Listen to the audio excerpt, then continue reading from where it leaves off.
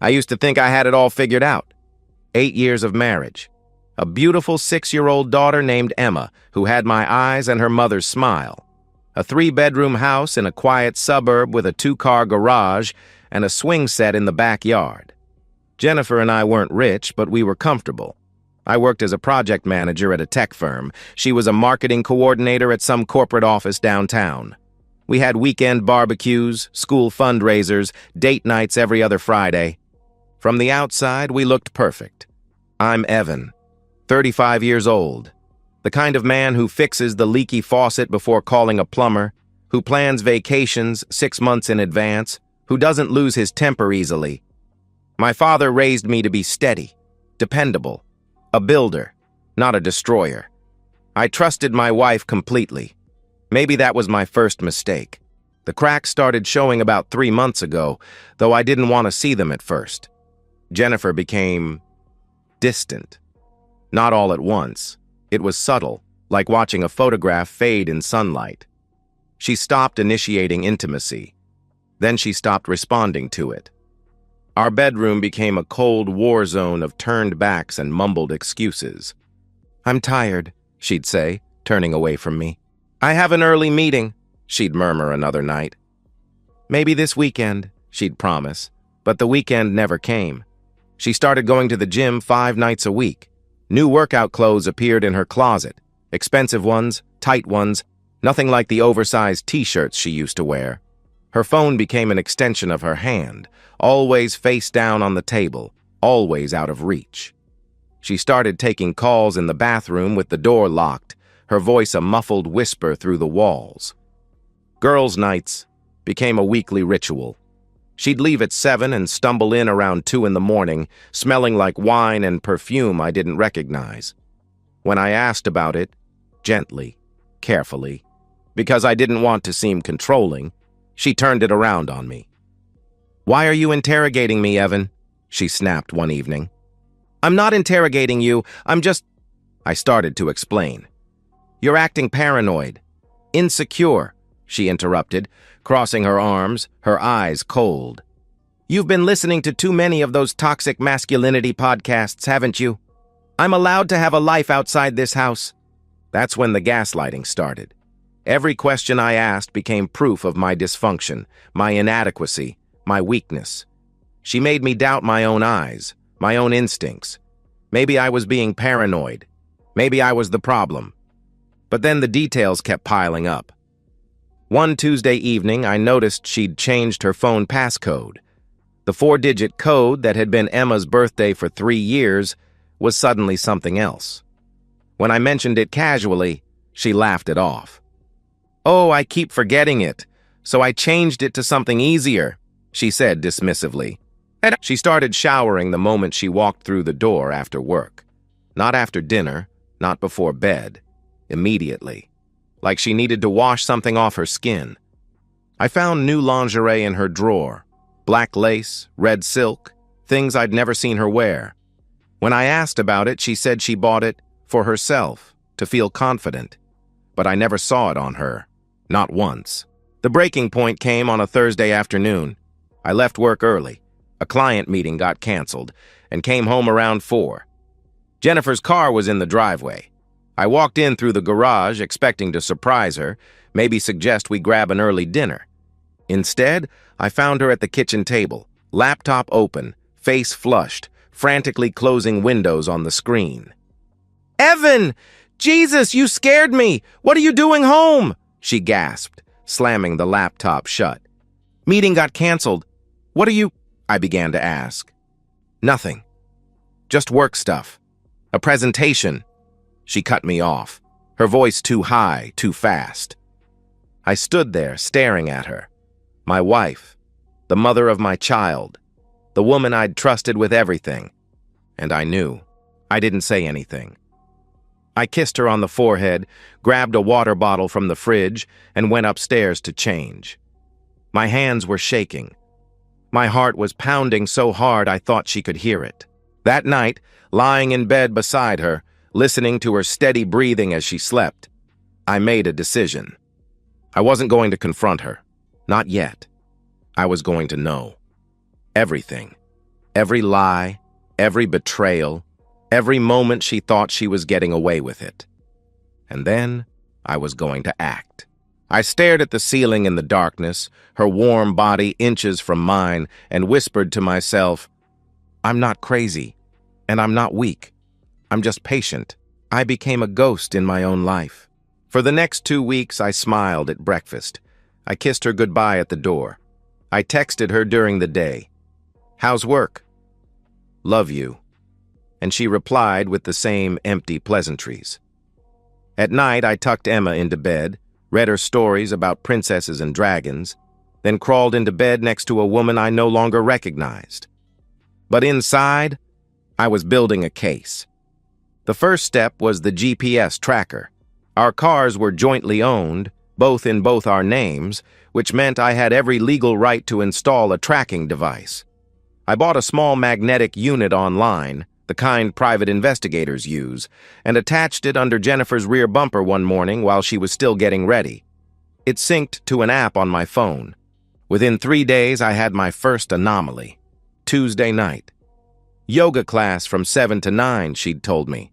Except the GPS showed her car parked at a condo complex on the north side of town, 15 miles from the yoga studio she claimed to attend. She stayed there for 2 hours and 17 minutes. The pattern repeated. Every Tuesday and Thursday. Same location, same duration. I didn't confront her. I needed more. The second step was hiring a professional. A friend from college, Mike, a corporate attorney, referred me to a private investigator named Tony Greco. Retired cop, 25 years on the force, now running a small agency specializing in infidelity cases. We met at a diner on a Saturday morning while Jennifer thought I was at a work conference. Tony was in his late 50s, gray beard, tired eyes. He listened to my story without interrupting, then pulled out a notepad. "I need photos," I told him directly. "Video if possible. I need to know who she's with." "How long has this been going on?" he asked, pen hovering over paper. "I don't know. 2 months? 3? I answered honestly. Tony nodded slowly. "It'll take me a week, maybe less. I'll follow her Tuesday and Thursday. Get what you need. It's not cheap." "I don't care what it costs," I said firmly. He gave me a flat rate, $3,000. I paid half up front, in cash. 6 days later, Tony sent me a text. "Got what you need. Let's meet." We met at the same diner. He handed me a manila envelope. Inside were photos, dozens of them. Jennifer's car pulling into the condo complex. Jennifer walking toward a specific unit, 312, carrying a bottle of wine. A man opening the door. Tall, athletic build, dark hair, mid-30s. They kissed. Not a peck. A real kiss. Hands in hair, bodies pressed together. More photos, them leaving together hours later, her adjusting her clothes, him with his hand on her lower back. Tony also handed me a printed report. "His name is Derek Brennan. 38, divorced, sales director at your wife's company," he explained, tapping the document. "He's been living in that condo for about a year. From what I can tell, they've been seeing each other at least twice a week for the past 2 months." I stared at the photos. My hands didn't shake. I felt nothing. Just cold, perfect clarity. "There's more," Tony continued, sliding a USB drive across the table. "I pulled some deleted texts from your shared iCloud account. You'll want to read these." That night, after Jennifer went to bed, I sat in my home office and opened the files on the USB drive. The texts were worse than the photos. "Derek, can't wait to see you Thursday. Wear that black thing I like." Jennifer, "You're insatiable, LOL. What if he finds out?" Derek, "He won't. He's clueless." Jennifer, "I know. He doesn't even notice when I come home late anymore. It's kind of sad." Derek, "So when are you leaving him?" Jennifer, "Soon. I need to figure out the finances first. And Emma, it's complicated." Derek, "Take your time. I'm not going anywhere. I read every message, hundreds of them, explicit photos she'd sent him, plans they'd made, Jokes about me, about how oblivious I was, how easy it was to fool me. She'd even consulted a divorce attorney 2 weeks ago. I found the email confirmation buried in her spam folder. I closed the laptop and sat in the dark. She wasn't just cheating. She was planning. Planning to leave, to take Emma, to drain our accounts and start over with this piece of garbage. Not if I moved first. The next morning, I called Audrey Delgado, a divorce attorney Mike had recommended. The Bulldog, he'd called her. A woman who specialized in high-conflict cases and didn't lose. Audrey met with me that afternoon. I showed her everything. The GPS logs, the photos, the texts, the emails. She leaned back in her chair and smiled. "Mr. Hayes, your wife just handed you the keys to the kingdom," she said with satisfaction. "Don't confront her, don't tip your hand, let me file first, and when we're ready, we'll hit her so hard she won't know what happened." I also told one other person, my younger brother Jake, 32, former Marine, current construction foreman, the kind of man who asked one question and meant it. "What do you need?" he said when I called him. "I'll let you know," I replied quietly.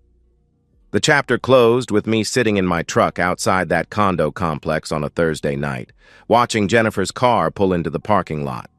I texted Jake a single line. "Next Tuesday, 7 p.m., I'll explain everything." Revenge, I learned, is about control. It's not about yelling or breaking things or making a scene. It's about being 3 steps ahead while your enemy thinks they're winning. Jennifer thought she was so careful, so clever. She had no idea I'd been dismantling her life brick by brick for the past 2.5 weeks. Audrey Delgado worked fast. Within 3 days of our first meeting, she had the divorce papers drawn up, exhaustive, devastating, and strategically brutal. But we didn't serve them yet. That would come later, right after the confrontation, giving Jennifer 0 time to hide assets or coordinate with her own attorney. "The key is that you filed first," Audrey explained during our second meeting, leaning forward with her hands clasped. "In this state, that gives you leverage. We're citing adultery as grounds, which impacts everything: custody, alimony, asset division. She's already consulted an attorney, but she hasn't filed yet.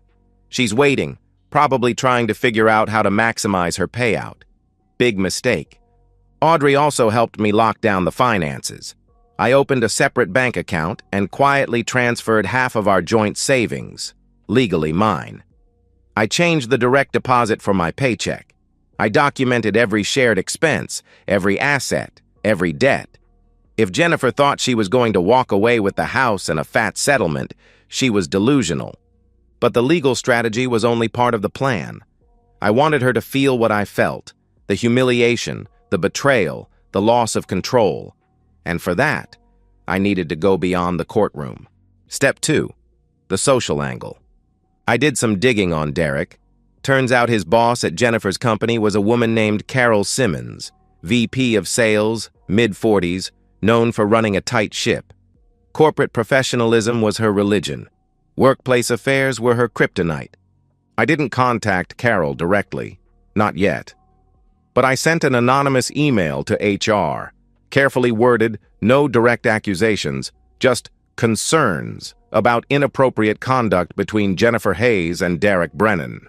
I included vague references to after-hours meetings and unprofessional behavior. I knew HR would start asking questions, and once they did, the whole thing would unravel. I also reached out to a few key people in Jennifer's social circle, casually, indirectly. Her best friend Melissa, for example. I called her one evening under the guise of planning a surprise birthday party for Jennifer.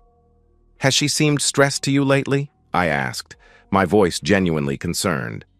"She's been working so much, staying late. I just want to make sure she's okay."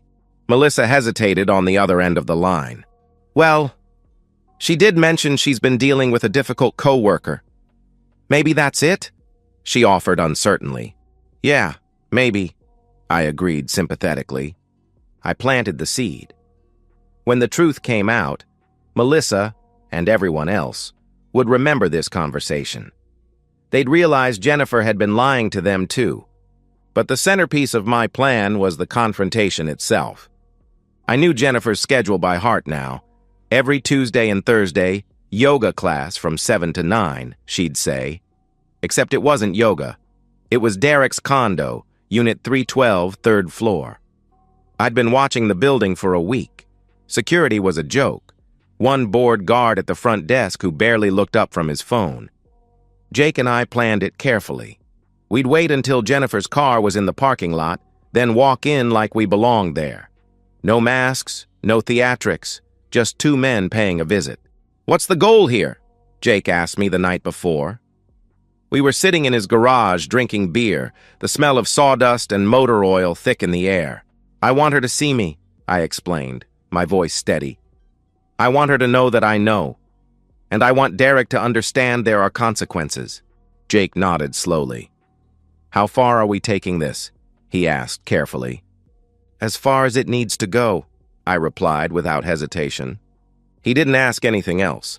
I also prepared for the aftermath. I packed a bag for myself, clothes, toiletries, documents. I packed one for Emma, too, her favorite stuffed animal, some books, a week's worth of outfits. We'd be staying at my parents' house for a while. I'd already called them, explained the situation. My father's response was simple. "The door's always open, son," he'd said firmly. I notified Emma's school about potential custody issues. I spoke to the principal directly, handed her a copy of Audrey's temporary custody filing.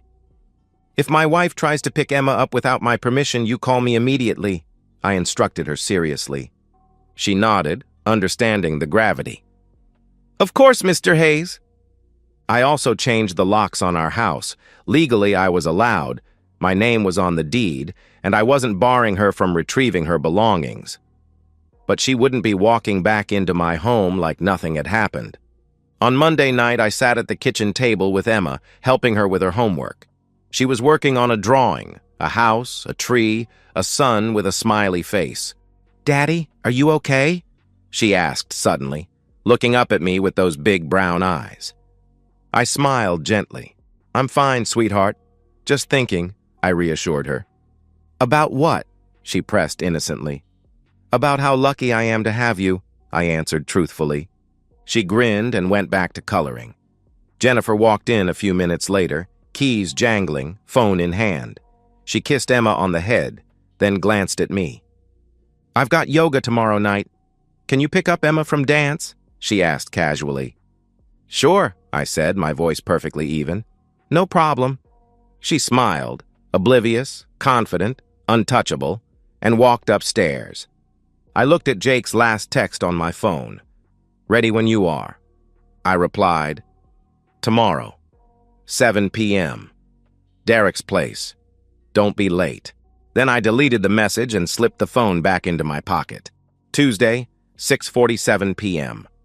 Jake and I sat in my truck across the street from Derek's condo complex, engine off, windows cracked. The evening air was cool, carrying the faint smell of fresh-cut grass and distant grilling. Normalcy. Meanwhile, my heart was a steady drumbeat in my chest. Not panic, not fear. Just cold, focused purpose. "You sure about this?"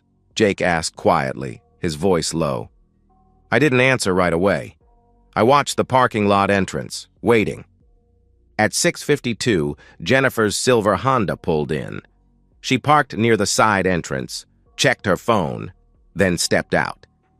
She was wearing black leggings, a fitted top, her yoga outfit. Her hair was down, loose around her shoulders. She looked beautiful. She always did. I felt nothing. "Let's go," I said finally. We walked across the street, hands in our pockets, moving like we belonged there. The front entrance had a security guard behind a desk, mid-20s, absorbed in his phone, AirPods in. He glanced up as we passed. "Here to visit a friend?" I said casually, not stopping. He nodded and went back to scrolling. We took the elevator to the third floor. The hallway was quiet, beige carpet, generic art on the walls. Unit 312 was at the end. I could hear faint music inside, jazz maybe, laughter. I tried the door handle, unlocked. Arrogance or carelessness, didn't matter. I pushed the door open. The scene was exactly what I'd expected, but seeing it in person hit differently. Jennifer and Derek were on the couch, wine glasses on the coffee table, his arm around her shoulders.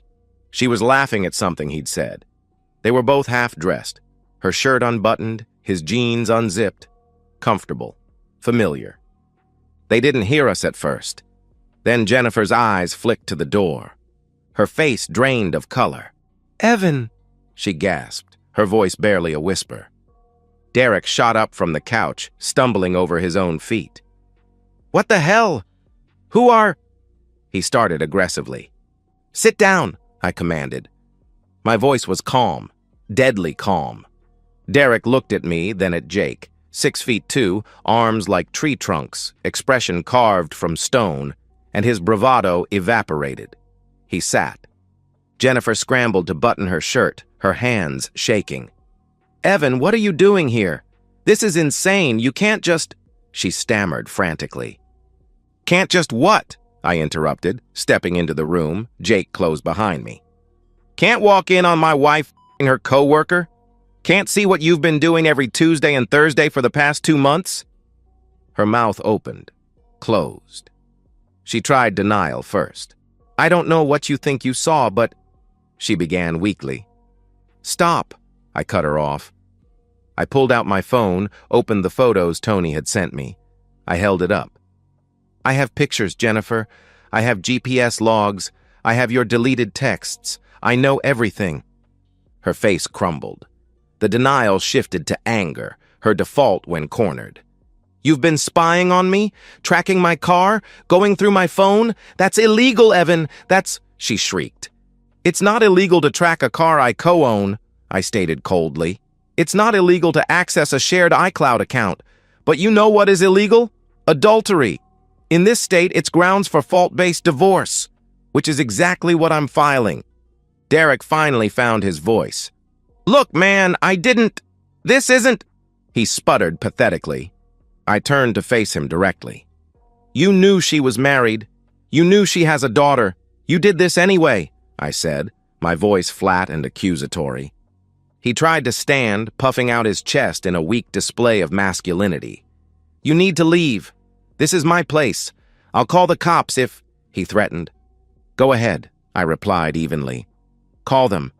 I'd love to explain to the police why I'm here. I'd also love to explain it to Carol Simmons, your boss, the one who's very interested in workplace ethics." Derek's face went pale, but then he made a mistake. He reached for his phone on the coffee table, probably planning to call building security or bluff his way out. Jake moved faster. He grabbed Derek's wrist mid-reach, twisted it sharply. The crack was audible, a wet, bone-deep sound. Derek screamed, a high-pitched, animalistic wail. He crumpled to the floor, clutching his arm, tears streaming down his face. "Jesus Christ!" Jennifer shrieked in horror. "You broke his arm! Evan, you brought your brother to assault someone? You're a psychopath! I'm calling the police!"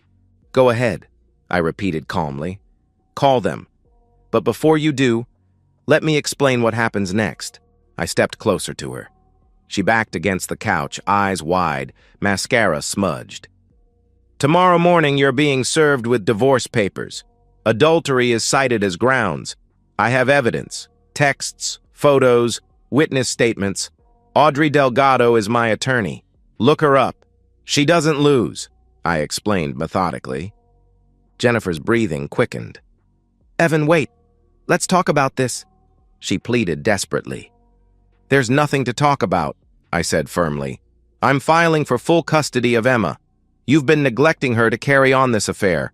I've documented that too. Carol Simmons? She's getting a full report Monday morning. Your family? Your friends? They'll all know by the weekend." "You can't do this," she protested weakly. "I already have," I replied coldly. I leaned in, my voice dropping to a whisper. "You gambled, Jennifer. You thought you were smart enough to play me.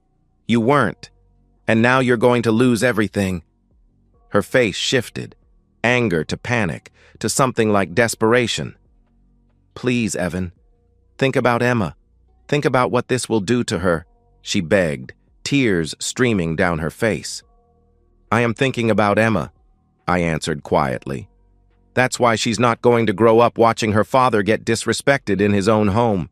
I turned to Jake. We're done here, I said simply. Derek was still on the floor, whimpering, cradling his arm.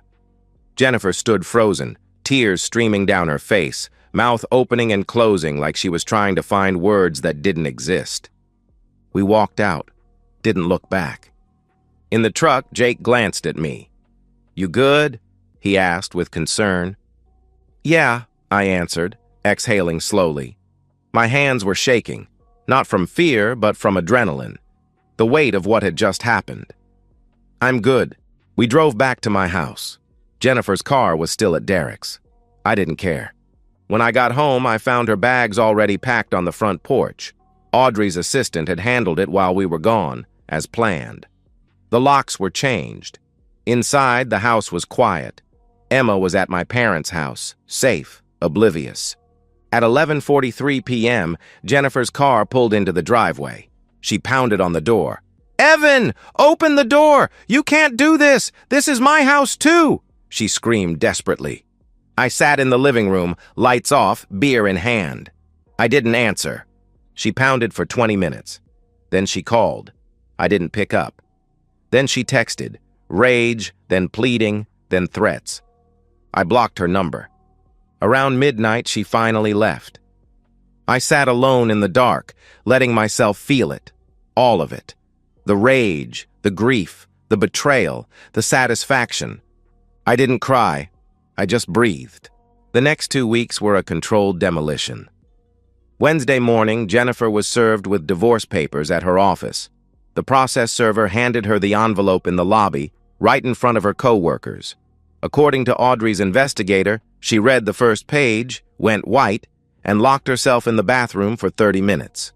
By noon, her attorney, some bargain divorce lawyer she'd hired in a panic, called Audrey's office trying to negotiate. Audrey shut him down in under 5 minutes. Your client committed adultery, Audrey told me later, recounting the call with satisfaction. She has no leverage. She's not getting the house, she's not getting alimony, and she's sure as hell not getting primary custody. Her lawyer knows it. He's just doing damage control now. The legal side was moving fast, but the social fallout was even more brutal. Derek, predictably, didn't press charges for the broken arm. Probably because pressing charges would mean explaining why we were at his condo in the first place. It would mean his company, and his ex-wife, finding out about the affair. So he stayed quiet, went to the ER, got a cast, and lied to his co-workers about a fall. But HR didn't stay quiet. The anonymous email I'd sent a week earlier triggered an internal investigation. Within days, both Derek and Jennifer were called into separate meetings. The company had a strict policy against workplace relationships, especially between employees in the same department. Derek was a sales director. Jennifer reported to someone who reported to him. It was a textbook conflict of interest. Jennifer was let go on Friday. Performance issues, they called it officially. But everyone knew. Derek was put on probation. His commissions were frozen pending a full review. I heard through the grapevine that Carol Simmons personally oversaw the investigation and was not happy. Apparently, Derek had pulled this before, hitting on junior employees, blurring professional boundaries. This was the last straw. The social exile was swift. Jennifer's friends, mostly other moms from Emma's school, distanced themselves. Cheating was messy, but cheating and then losing your kid in court? That was something else. I didn't have to say a word. The truth spread on its own. Whispers in carpool lines, hushed conversations at PTA meetings. By contrast, I became the victim, the loyal husband who was betrayed, the devoted father fighting for his daughter. I didn't lean into it. I didn't need to. People saw the truth. Jennifer tried to reach out multiple times, texts, voicemails, showing up at my office. She alternated between rage and manipulation. You ruined my life, Evan. I hope you're happy. I made a mistake. Please, think about Emma. We can fix this. You're going to regret this. My lawyer says I have rights. I blocked her number. All communication went through Audrey. Custody was the hardest part, not for me, but for Emma.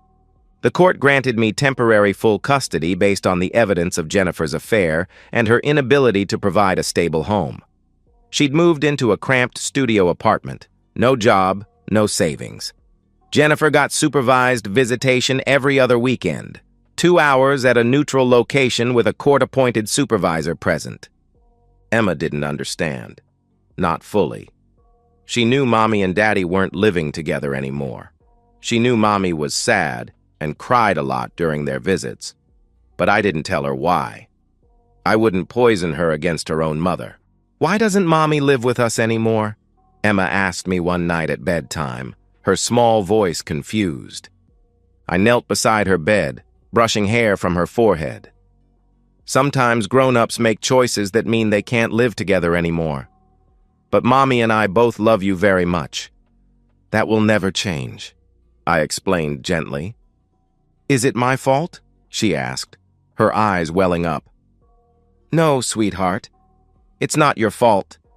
Not even a little bit," I reassured her firmly.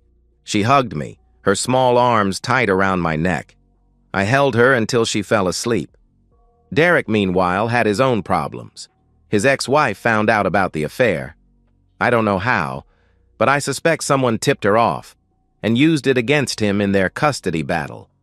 He lost visitation with his own kids, supervised visits only, pending a psych evaluation. Karma.